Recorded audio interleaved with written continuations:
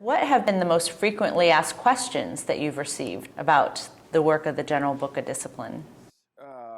In the part of the world where I minister, there have been some questions,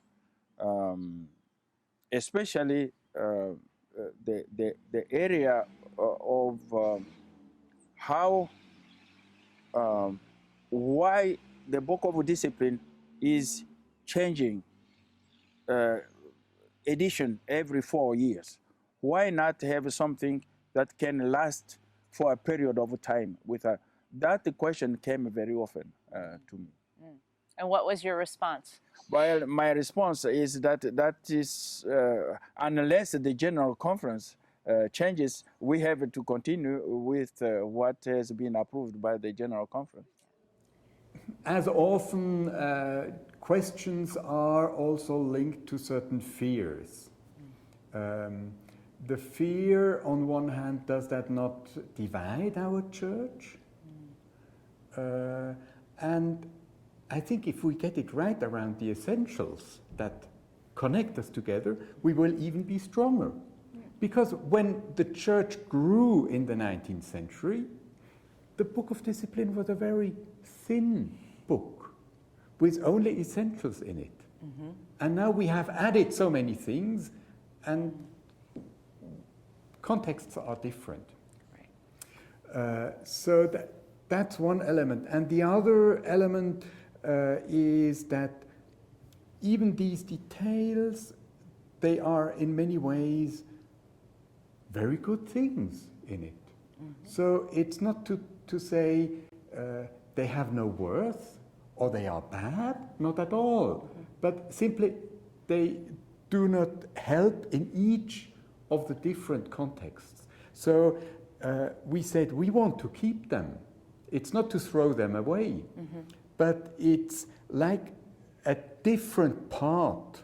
And when we go on to the 2020 General Conference, we hope to split the present work into two different parts. One with the essentials that are not adaptable, and that will be the same worldwide.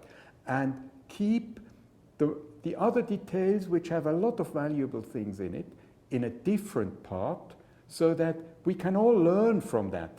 But then each region of the world can take out of these riches what helps them. What works for them. That arises, of course, the question about the U.S. and the General Book of Discipline. How will the U.S. address things that the U.S. may want to adapt?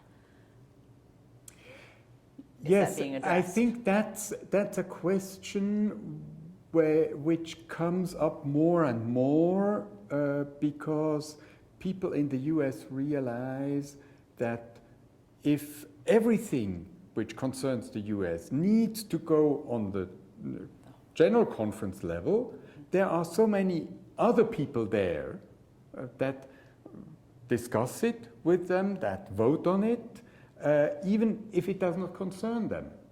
And it's difficult also for people from outside the US. For example, when there are questions around the pension regulations. I, as a Central Conference clergy delegate in earlier years, I was not at all interested and thought, why do we have to deal with that at General Conference?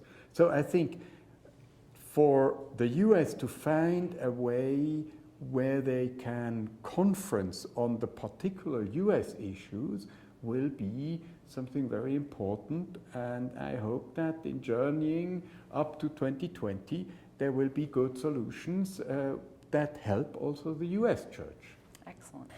If you could summarize in 2 or 3 statements, what are the essential values that delegates need to have written in their hearts as they prepare for General Conference 2016? To be prepared to meet their brothers and the sisters from other parts of the world. And when they meet in presence of God.